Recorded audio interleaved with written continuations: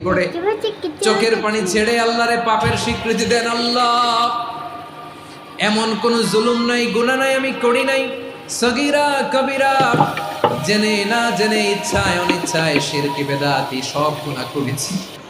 আল্লাহ, আকাশের নিচে জমিনের উপরে আমার চেয়ে বড় গুনাহগার আর কেউ নাই।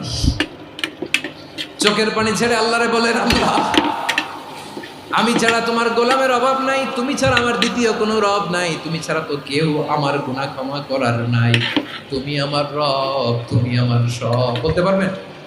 এই তাকরীর আমার পটুয়াখালীর ভাই, এই স্বীকৃতিটা দেখতে আল্লাহ বড় ভালোবাসে, কারণ আমরা সবাই গুনাহগার, আমরা সবাই কি?